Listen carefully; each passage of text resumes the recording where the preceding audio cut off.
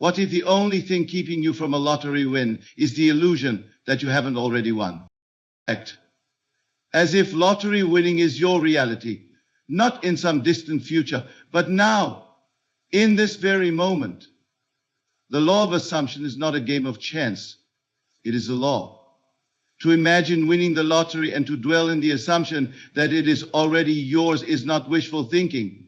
It is creative power at work. This is how consciousness creates reality. You are not begging for fortune, you are becoming it. The moment you act as if the lottery win is already true, you shift. This is not about trying to get rich. It is about accepting without effort that manifesting a lottery win through assumption is a natural extension of who you are. Live in the end, where your hands already hold the ticket and your name is already called. You are not hoping, you are knowing. Imagine checking the numbers and feeling no surprise because you had already seen it in your imagination. You had already won. You were already wealthy. That is the secret. You don't wait for proof. You become the proof. Everything begins with a feeling, not a thought, not a dream, but a deeply emotional knowing. If you desire wealth, you must become emotionally one with it. Assume the wish fulfilled, not intellectually, but viscerally. Feel it in your chest. Feel it when you walk. What would you wear? How would you move? What would change inside you if you had already won? That feeling is the doorway. Emotion is the language of the subconscious mind, and once it believes, the world bends to match. Imagination creates reality not as metaphor but as law. You must not only imagine winning the lottery, you must do so with clarity and certainty. See the numbers flash on the screen. See your name on the oversized check. Hear your loved one screaming with joy. Let imagination become your new memory. For what you repeatedly imagine, your subconscious takes as truth. It knows not whether it's fiction or fact. It only knows repetition and intensity. Imagine as if it's already history. You cannot attract what you don't feel you already have. The emotional frequency of wealth must be alive within you before the money appears. To feel rich is to become rich. To feel chosen is to be chosen. Your feelings create the mold into which your outer world is poured. This is not about hustle or hard work. It is about feeling your way into the state where money becomes inevitable. The subconscious follows the trail of emotion, not logic. Let your feelings walk ahead of your facts. To chase is to admit separation. When you constantly seek, you silently confess that you do not yet possess. But when you become the version of yourself who already has, there is nothing left to seek. The very act of seeking dissolves. Your world begins to reorganize around this new identity. You stop asking for signs because you are the sign. This is not pretending, it is being. To act poor while trying to get rich only deepens the illusion. But to be rich inwardly, even with empty pockets, is to call forth the abundance hidden in plain sight. Your words are not just communication. They are containers of power. Speak not of delay or struggle or hope. Speak as one who already possesses. I am wealthy. I am favored. It is done. These declarations are not affirmations. They are announcements of your current identity. The subconscious hears them and obeys. The universe rearranges itself to match your language. Every word you speak must reinforce the reality you claim. Refuse to narrate from lack. Speak from fullness. The outer world is not the creator, it is the echo. If you live only by what your eyes see and your ears hear, you will forever be a prisoner of delay. You must detach from appearances. Stop checking the bank account for proof. Stop watching for signs. The signs follow belief, not the other way around. Inner vision is the truest sight. You must see it inside before you will ever hold it outside. Live from the unseen and let the seen catch up. To wait is to postpone. Enter the state now. What would you do if you knew the lottery was already yours?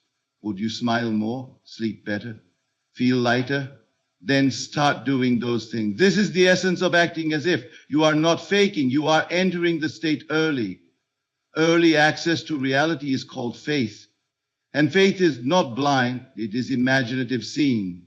You do not wait to rejoice, you rejoice and then the world delivers the reason. The world will test your consistency. The senses will mock your inner world, but persist.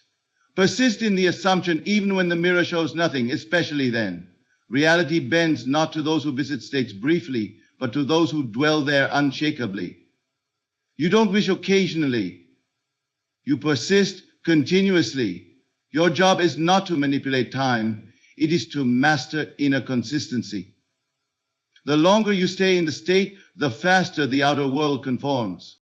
Everything in life follows the pattern of assumption. It is not enough to merely think about your desire. You must feel it into being. The assumption of the wish fulfilled is not a technique, but a state of consciousness you inhabit with feeling. You do not hope for it. You do not try to make it happen. You enter the emotional atmosphere of it already being true. Emotion is the bridge. It is the key that opens the door between the invisible and the visible. When you assume the feeling of the wish fulfilled, you are not imagining something unreal. You are touching a reality not yet reflected by your five senses.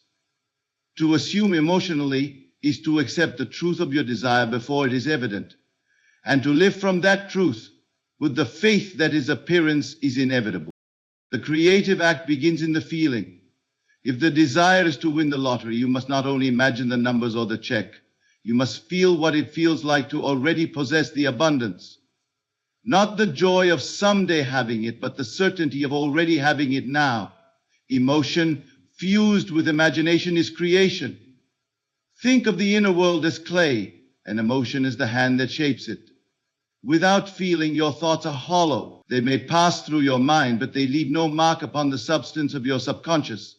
Feeling impresses. Feeling molds. Feeling gives life to the image. You cannot assume with indifference. Indifference is the language of delay. The subconscious responds to that which is believed in emotionally, not intellectually. You may say, I believe, but if the emotion contradicts the affirmation, it is the emotion that the subconscious receives. To say, I am rich while feeling anxious about your finances is to send a mixed signal. The subconscious does not understand contradiction. It accepts the stronger of the two, and it is always feeling.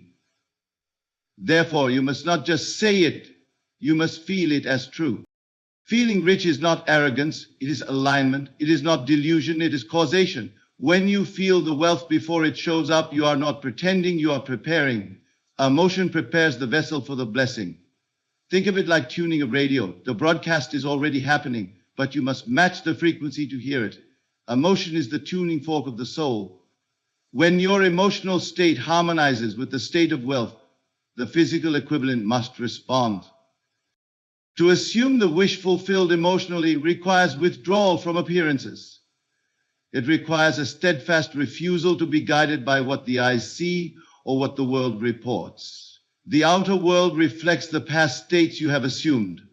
If you continue to react to it, you will continue to reproduce it.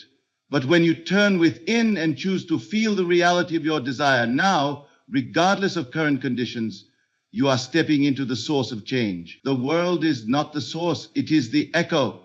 It is always responding to what you feel yourself to be. This emotional assumption must be lived. It is not something you do for 5 minutes before bed and then forget. It is a dwelling place. You must carry it with you like an invisible robe. Walk with the feeling that it is already done. Let that feeling govern your decisions, your words, your posture. When you make choices from the state of already having what you desire, you activate the power of alignment. You move as one who has. You speak as one who knows. You respond to life as one who is no longer seeking, but enjoying. Emotion cannot be forced, but it can be awakened. How do you awaken the emotion of wealth? By constructing inner scenes that make you feel rich. See yourself walking into a bank and being welcomed by name. Hear your loved ones congratulating you. Feel the texture of the lifestyle you long for. Let the joy rise, not in imagination alone, but in your actual nervous system. Let the body feel it. Let the heart swell with it. When this happens, the subconscious takes over. It begins to rearrange your world to fit the new internal mold. If doubt arises, do not argue with it. Simply return to the feeling. Feeling is the compass. It points the way home. You may not know how it will unfold, and that is perfectly fine. The mechanics are not your concern. Your job is to live in the feeling. Every time you return to the wish fulfilled emotionally, you deepen the groove in the subconscious. You make it easier for your world to yield the result. The world becomes malleable in the hands of emotional certainty. It is not imagination alone that creates. It is imagination fused with belief, and belief is emotion clothed in thought. So when you assume, do not simply see it. Feel it. Let it thrill you. Let it calm you. Let it make you feel as though the world has already shifted and you are simply catching up to what has always been yours. That is the power of emotional assumption. It does not hope. It does not wait. It knows. Imagination is not a passive faculty. It is the creative force behind all that is seen.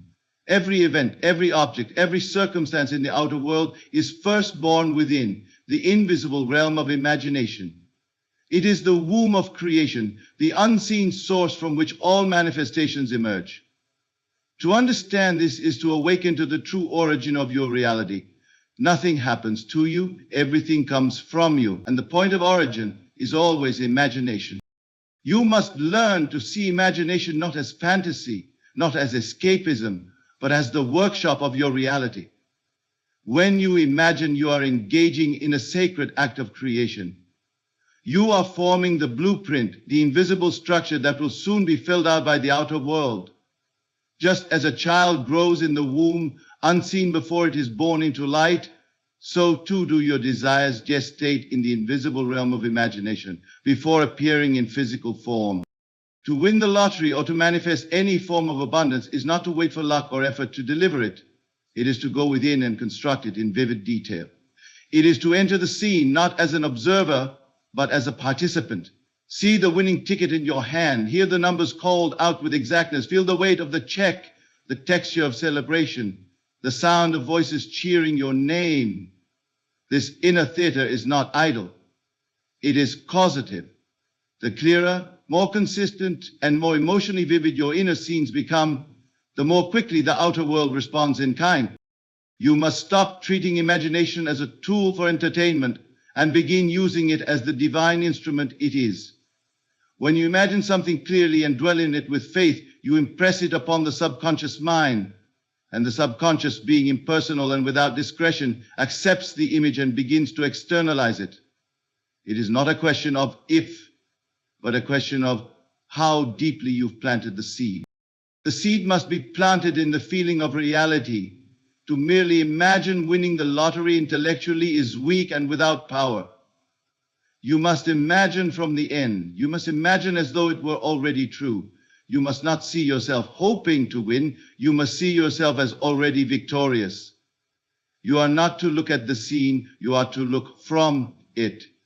There is a difference between thinking of a thing and thinking from it. When you think from it, the world begins to conform. When you think of it, you merely observe the distance between yourself and the desire. Imagination allows you to collapse time. What the world says will take years can be drawn to you in weeks, days, or moments, not through manipulation, but through alignment. In the inner world, there is no delay. The moment you vividly and emotionally occupy a new state of consciousness, the world outside begins to arrange itself to reflect it. You do not need to know how. The how is the domain of the subconscious and the unseen powers of life. Your role is to remain faithful to the image. Imagination is the only reality, and what you see with the inner eye is more important than what you see with the outer. Outer sight confirms what has been, inner sight creates what will be. Most people live backward, using their eyes to define their beliefs, instead of using their beliefs to define what they see. The truly awakened man or woman lives from the inside out. They decide what they want, construct it in imagination, dwell in that state with feeling, and then wash as the world reflects it back to them. There is no limitation in imagination. There is no judgment, no resistance, no constraint of time or resources. You are free. If you can construct it inside you and feel the truth of it, then the external equivalent must appear. This is not positive thinking. It is spiritual law. You are the one writing the script, casting the characters, designing the plot. The only question is, will you remain loyal to the scene you've written, or will you rewrite it every time the outer world contradicts you? To live by imagination requires boldness. It requires a refusal to bow to appearances. It requires faith that the invisible is more real than the visible. And this faith is not blind. It is the result of experience. For once you've imagined something and watched it appear, you can never again be a slave to outer circumstances. You know where power lies. You know the source. Do not wait for conditions to change before you begin imagining a new life. Conditions are the echo, not the origin. Begin now. Close your eyes and construct your new world. Enter into the scene so fully that it feels like memory. Make it so real that when you open your eyes, it is the outer world that seems pale and distant by comparison. Let the inner image dominate. Let it grow within you until it pushes out into space and becomes flesh. You are not hoping for a better life. You are creating it. You are not subject to odds. You are shaping outcomes. Every inner act of imaginative creation is a seed planted in the soul of the universe. And the universe never fails to grow what you plant. Feeling is the bridge between the seen and the unseen. It is the sacred link that connects the invisible world of imagination with the visible world of form. Without feeling, there is no transmission, no imprint, no manifestation. You may imagine all day, repeat affirmations endlessly, and visualize the most detailed scenes, but if those imaginal acts are devoid of emotion, they pass like shadows with no substance. It is the feeling that gives life to the image. It is the emotional atmosphere of the state that impresses it upon the subconscious mind and calls forth its reflection in the external world. The subconscious does not respond to words. It responds to tones. It responds to moods. It accepts what is felt as true, not what is said with the lips. You may affirm wealth while feeling poor, and your subconscious will create poverty. You may declare love while feeling abandoned, and the world will echo that emptiness. This is why feeling is not just a detail of the process, it is a process. To master feeling is to master creation. Everything hinges on what you are inwardly persuaded of emotionally. It is not enough to think, I am wealthy. One must feel the richness to the point of saturation, where doubt has no room to breathe. The emotional frequency of wealth must be alive in your body before the wealth appears. You must resonate with the state. This is what it means to become a vibrational match. It is not theory or wishful thinking. It is a shift in identity. You begin to walk, speak, and think from the place of already being the one who possesses. You stop asking when will it happen because you feel that it already has. The future dissolves and all things become present in the now. To feel rich is to become rich, regardless of bank balances or positions. The outer must conform to the inner and not the other way around. Many delay their manifestation because they are waiting to see the result before they feel it. But it is the feeling that causes the result. Feeling precedes form. Just as a melody begins in the silence before it is heard, manifestation begins in feeling before it is seen. If you can hold the feeling long enough, the outer world must respond because it has no power of its own. It is simply a mirror. Think of feeling as the electric current that powers the machine of imagination. Without the current, the machine may appear impressive, but it does nothing. It is the voltage of your emotion that activates the power. Every imaginal scene must be soaked in the feeling of its reality. What would it feel like to know the lottery is yours? To see the digits match, not with shock, but with a calm sense of course. That calm knowing, that sense of inner inevitability, is the sign that the state has been assumed. True feeling is not emotional drama. It is not loud or desperate. It is quiet, deep, and settled. It is a resting in the truth of what already is. To assume the feeling of the wish fulfilled is to enter a spiritual dimension where time and form are irrelevant, where the inner state is the only reality. From that place, you begin to generate experiences that match the inner conviction. You are no longer reacting to the world. You are designing it from within. This is why it is essential to become aware of your habitual emotional states. If you live in a state of worry, fear, or lack, You will continue to produce circumstances that match those feelings. But if you discipline yourself to enter the feeling of success, confidence, abundance, and joy, then your world will reflect those qualities. You cannot trick your subconscious. It knows what you feel. It always takes you at your word, not the spoken word, but the unspoken vibration that radiates from your being. Begin to cultivate the feeling of already having what you desire. Sit in silence, close your eyes, and drop into the mood of fulfillment. See the world from the eyes of one who has already received. Do not reach for it. Relax into it. The reaching implies distance, but the relaxing implies possession. Possession in consciousness comes before possession in matter. The world moves according to the moods you maintain. If doubt arises, do not fight it. Simply return to the feeling. Repetition will rewire the nervous system. Consistency of feeling creates momentum. The outer world may lag, but it will catch up. Never let the delay fool you into believing that the feeling is untrue. The delay is only the time it takes for the form to organize around the frequency. Just as a radio must lock onto a signal before the sound comes through, so too must your reality align with your inner emotional state. Feeling is not an afterthought. It is the cause. It is the spiritual signature of your identity. Whatever you consistently feel yourself to be, the world will eventually confirm. So feel deliberately. Choose your emotional state as carefully as you choose your clothes. Let your feelings prophesy your future. What you feel now is what you become next. This is the bridge you must cross. The moment you begin to seek, you confess you do not have. You declare with your desire that what you wish for exists somewhere outside of you. And so long as it remains outside, it cannot become your experience. To seek is to separate. To chase is to delay. Every act of seeking places your good just beyond your reach and pushes it further away into the mist of someday. But life was never designed to reward those who beg for blessings. It yields to those who assume they already are what they desire to be. To stop seeking is not to surrender your dream. It is to possess it inwardly so fully that you no longer need to look elsewhere. You become it. The outer world responds to being, not yearning. It responds to identity, not need. You cannot become what you want. You can only become what you are willing to be. And being is not defined by conditions. It is defined by consciousness. The one who knows the secret does not ask for wealth. He becomes wealthy in feeling, in posture, in imagination. She does not hope for love. She becomes lovable in her own mind, already united with the experience she desires. Being is the secret doorway through which manifestation enters the world. Once you step into the state of being, the world reshapes itself to confirm your new identity.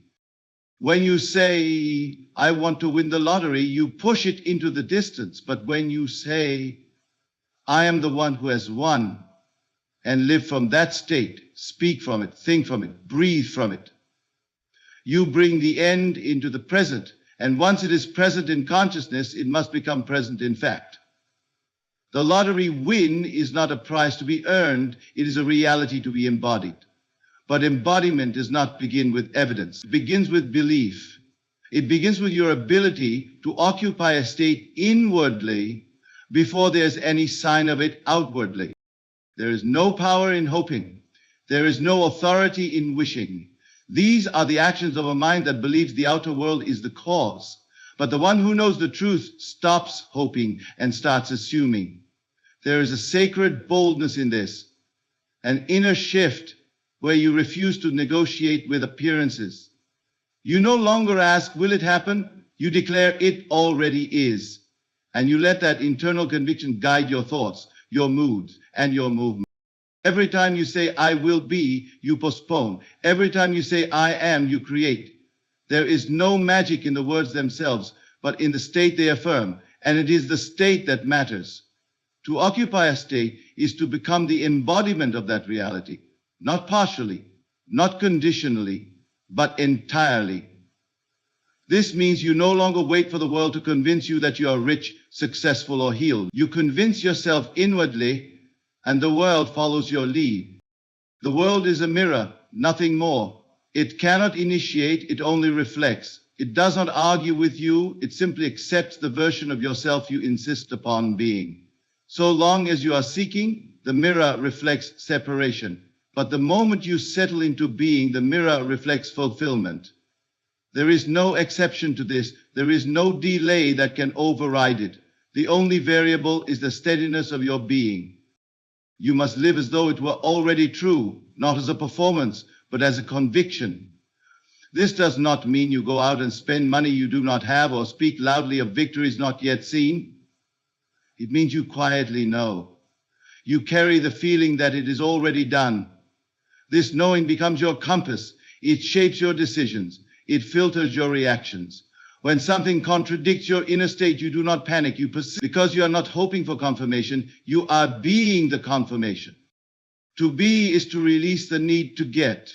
To be is to let go of striving. The moment you become it, the seeking ends, the waiting ends, the longing ends. And in that space of stillness, manifestation begins to move. It is in the stillness of being that the wheels of reality turn fastest. The world rushes to meet the one who is no longer chasing. It always has, it always will. The person who walks in the assumption of fulfillment no longer scans the horizon. Their eyes may see the same world, but their inner vision is anchored elsewhere. They hear the same news, but their heart remains unmoved, because they know that what is seen is temporary, but what is assumed is eternal. You cannot hold two states. Either you are the one who has it, or the one who is trying to get it. You must choose. The most powerful shift you can make is from seeking to being. This is not just the beginning of manifestation, it is the entire journey. There is nothing more to do once you are, because from being, all things flow. From being, all evidence appears. From being, reality yields. Speech is not merely a method of communication, it is creation in motion. The words you speak are not harmless sounds that pass through the air. They are commands issued to the subconscious, orders given to the infinite intelligence that governs reality. Every time you open your mouth, you are announcing to the universe who you believe yourself to be, and that declaration, once internalized, is impressed upon the very substance of your world. You cannot speak as a victim and live as a victor. You cannot declare lack and manifest abundance. You cannot speak from need and expect supply. The words that fall from your lips must match the state you wish to occupy. Otherwise, they become walls that keep you from it.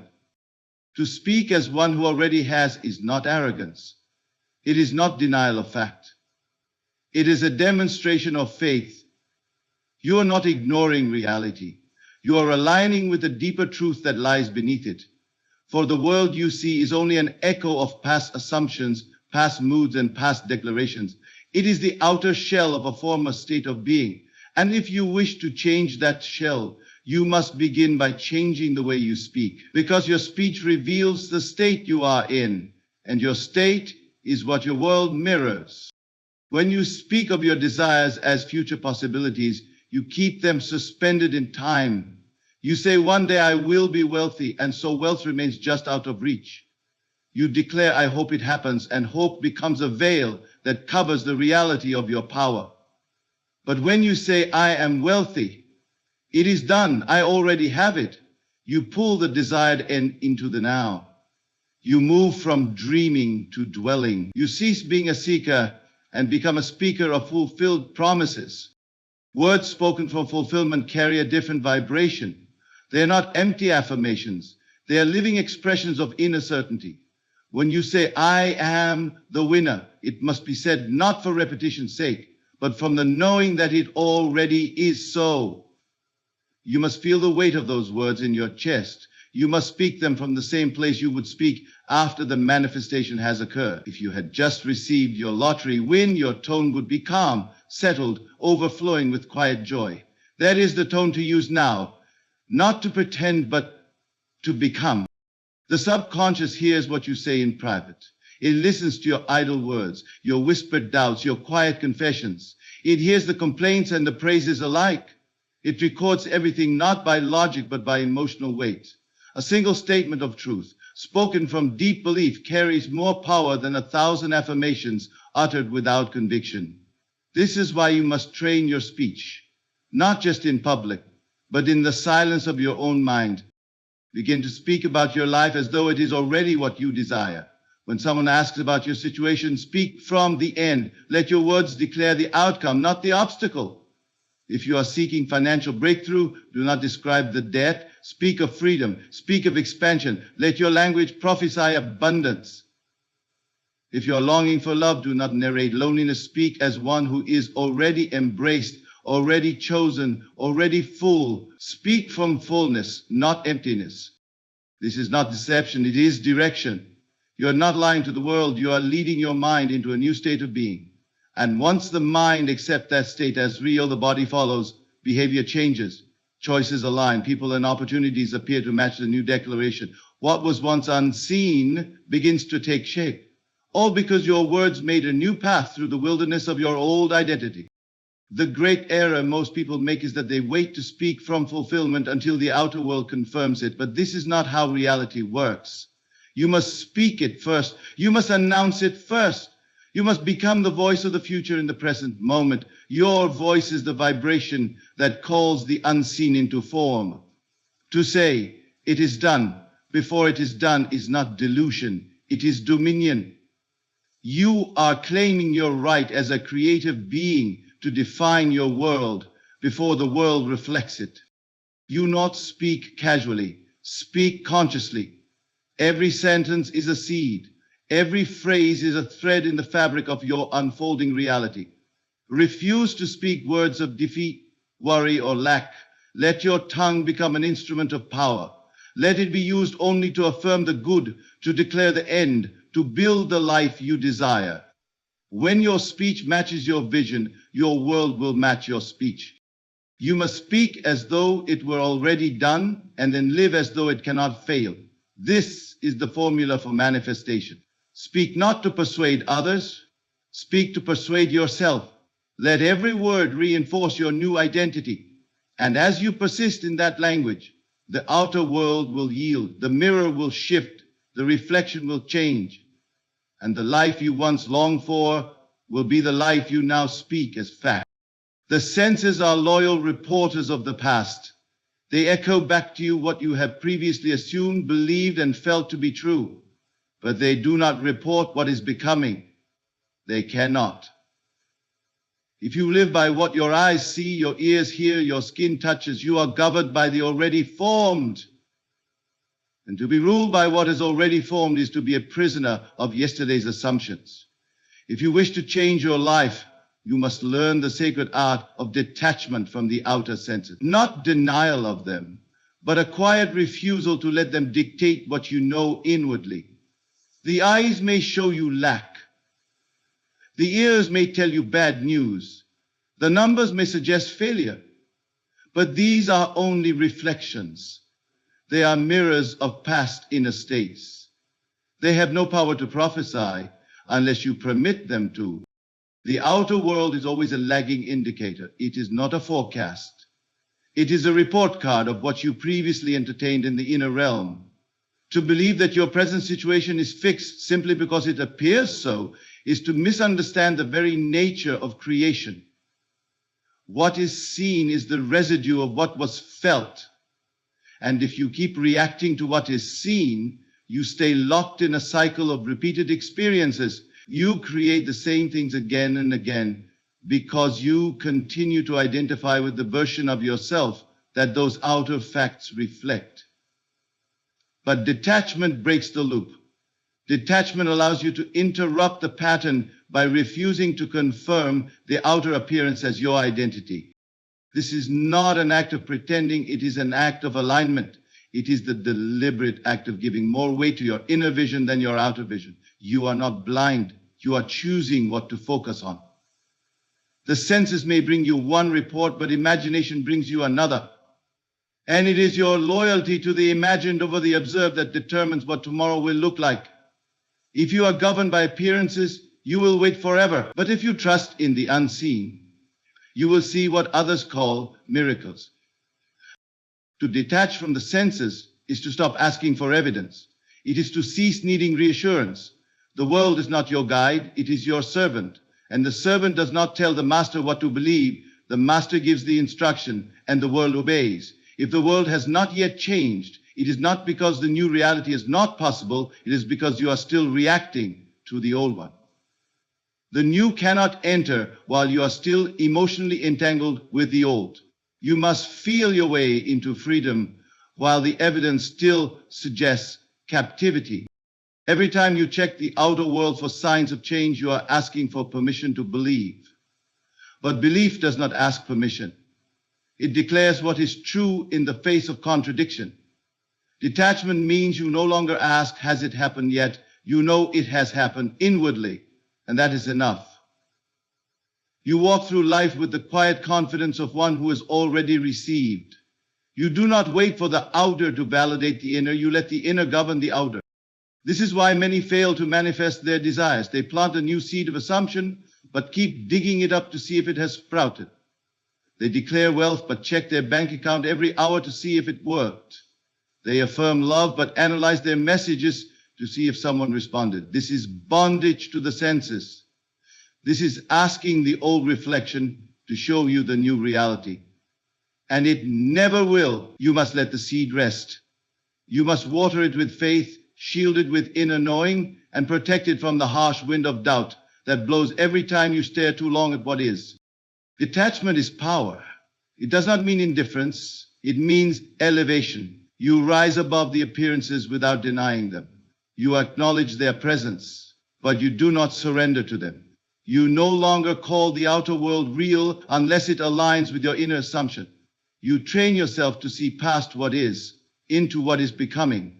You cultivate the habit of turning inward when the outside is loud, and in doing so, you become the creator instead of the reactor.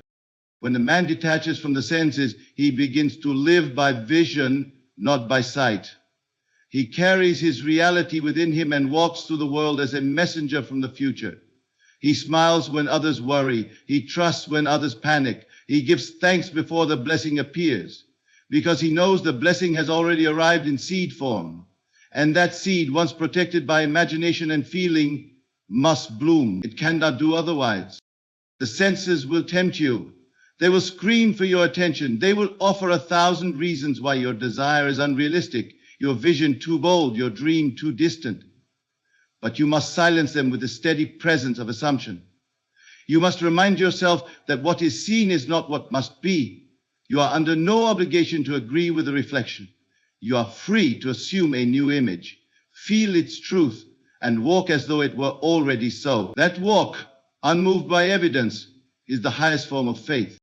To wait for the fulfillment of your desire before you feel satisfied is to reverse the divine order. The world teaches you to react to what is, to allow circumstances to dictate your mood, to withhold gratitude until something external gives you reason to feel it. But creation does not work in that direction. It does not respond to delay or hesitation. Creation responds to identity.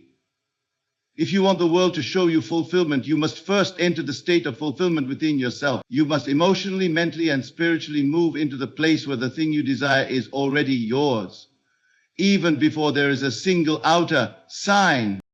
Entering the state of fulfillment is not a ritual. It is a re-identification. It is not the performance of an act. It is the quiet, unwavering decision to see yourself as one who already has. It is walking into a room with the invisible crown already resting on your head. You no longer ask, when will it happen? Because you feel at the core of your being that it already has. The delay was only ever in consciousness. The moment you collapse the sense of time within, reality accelerates to catch up. This state is not one of trying.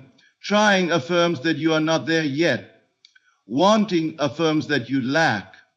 Longing affirms that the thing you desire is distant. But being, true being, is the full assumption that you are now in possession of the reality you once pursued. And this being, this inward state, is not dependent on the outer world. It exists in imagination, and it becomes fact through feeling. You don't wait for the phone call, the contract, the number on the screen. You receive them inwardly, and you receive them now. not with desperation, but with calm, knowing. Ask yourself sincerely, what would I feel if it were already mine? Would there be relief? Would there be joy? Would there be laughter, a sense of security, a quiet smile? These feelings are not the result of the manifestation. They are the cause of it. You must generate them internally as if you already received the thing you asked for. And when you do, the world begins to echo those emotions with form, structure, and opportunities that match. There is great power in your emotional readiness. When you are emotionally prepared to live in the fulfillment of your desire, you signal to the subconscious that it is safe to receive it. You become one with the experience. You no longer wish for it. You no longer hope. It is a fact of your internal world. This state is not fragile. It does not get shaken when the world shows you the opposite. It remains intact because it is rooted in your awareness, not your environment. To enter the state of fulfillment, you must rehearse it within. You must sit in silence and let the experience of it move through your senses as though it were happening now. See the scene. Hear the sounds. Feel the texture of your environment. Let it all unfold as naturally as memory. And as you dwell in that state repeatedly, the outer world must obey. It cannot resist a consciousness that refuses to leave the end. Some try to create with effort, willpower, or repetition alone, but these tools are weak without feeling. The world is not moved by struggle, it is moved by assumption. And assumption becomes real only when it is saturated with the emotional content of having already arrived. You do not win the lottery by thinking about winning it. You win by embodying the version of yourself who already has. This version does not panic, it does not doubt. It moves, speaks, and decides from a place of peace. It is here in the present moment that all creation begins. The future is only a projection of now. So if now is filled with worry, then so is your tomorrow. But if now is filled with fulfillment, true, heart-centered fulfillment, then the next moment becomes a mirror of that state. You must bring your desire into the now. You must shrink the distance between yourself and your goal, not by chasing it, but by claiming it. You are never meant to strive for fulfillment. You are meant to become it. And the way you become it is by living inwardly from the place where the desire is already satisfied. Let your imagination rise above the timeline. Let it cut through the appearance of delay. Begin to walk, breathe, and act as though your desire were fulfilled, and you will find that the world begins to act accordingly. In the moments where doubt whispers, return to the feeling. When the senses contradict your inner vision, do not argue with them. Go deeper into the state. The fulfillment is not ahead of you. It is within you, waiting to be expressed. The moment you dwell in that fulfillment without resistance, the bridge of events begins to form. It may appear subtle. It may unfold naturally, but it will come. Because fulfillment does not chase outcomes. It draws. The one who persists shapes reality. Not the one who desires. Not the one who tries briefly. Not the one who imagines once and then watches the world impatiently for proof, but the one who holds unwaveringly to the assumption of the wish fulfilled, regardless of outer appearances, becomes the master of their own fate. Persistence is not stubbornness of will. It is not force.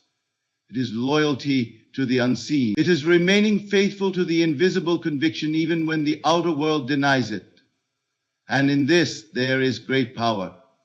Because all transformation of circumstance flows from the inner state that refuses to shift.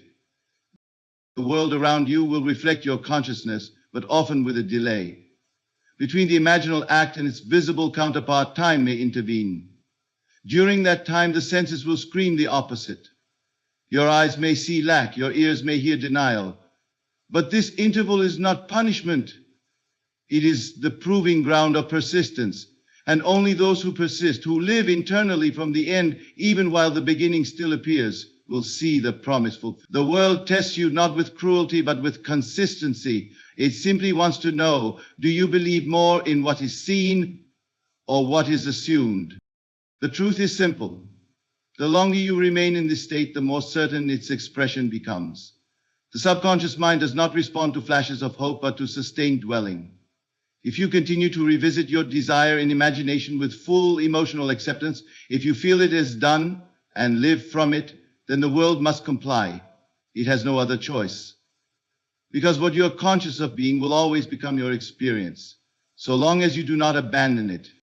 Most people fail not because they imagined the wrong thing, but because they left the state too soon. They planted the seed and then unearthed it the next day to see if it had grown. They shifted their emotions with the weather, their assumptions with the headlines. But this is not creation, it is chaos. The seed must be protected. It must be watered with faith, guarded by imagination, and fed by repetition. Persistence means to remain in the state of the fulfilled desire with such consistency that it begins to feel natural. And when it becomes natural, it becomes real. Nothing is denied to the one who will not move from their state.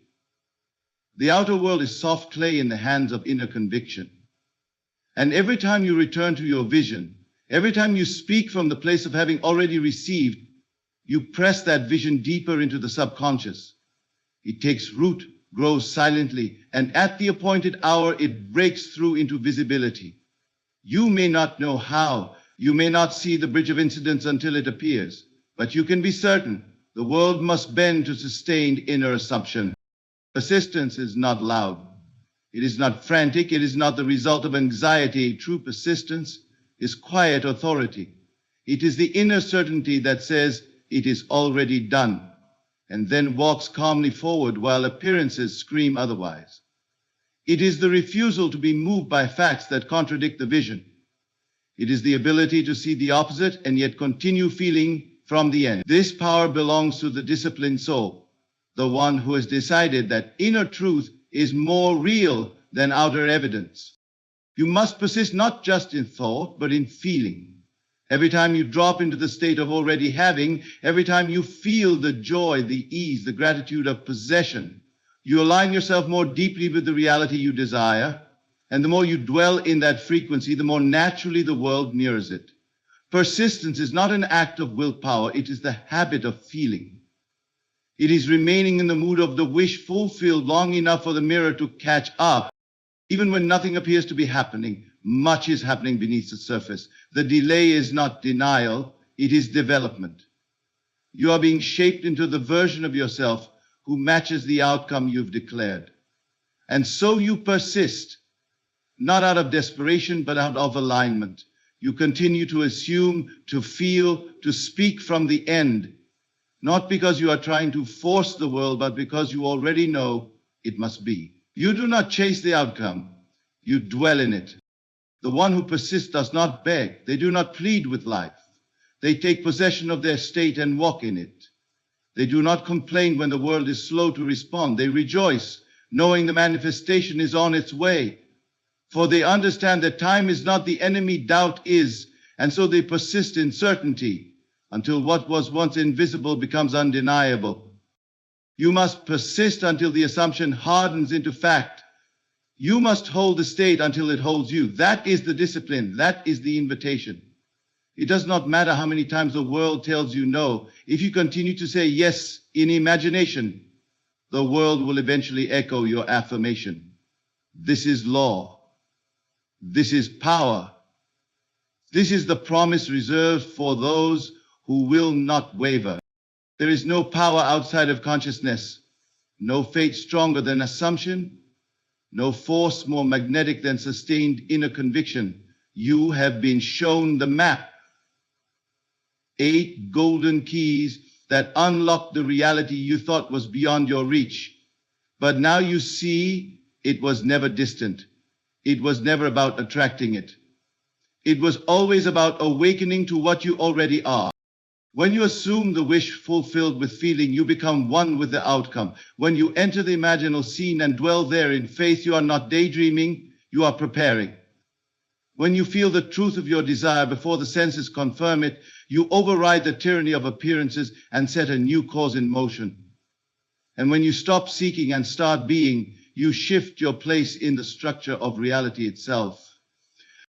Your words become seeds, your feelings shape the mold, your imagination writes the script. You detach from the noise of the outer world, not because it doesn't exist, but because it no longer defines you. You enter the state of fulfillment, and find it more real than the facts, you begin to live from that state, not once or twice, but persistently. And that persistence becomes your portal. You do not need permission. You do not wait for signs. You are the sign. You are the creator, the speaker, the feeler, the imaginer, and the fulfiller. Every thought, every emotion, every assumption is an act of selection. You are not becoming, you are revealing. You are not hoping, you are knowing. And so, if you can but believe, not in theory, but in being, then the world must obey. The lottery win you seek is not a miracle. It is a mirror. Reflect the state of already having, and what you have already claimed in the unseen must become seen. This is not magic. This is law. The question now is not, will it happen? The question is, are you willing to remain in the end long enough for the beginning to fade? For if you will, and if you do, then your desire is not a possibility, it is a certainty. So live in the end. Speak as though it's done. Feel the truth of your wealth, your victory, your blessing, and above all, persist. Because what you do not let go of inwardly, the world will never fail to confirm outward. It is already yours. It has always been. Now be it.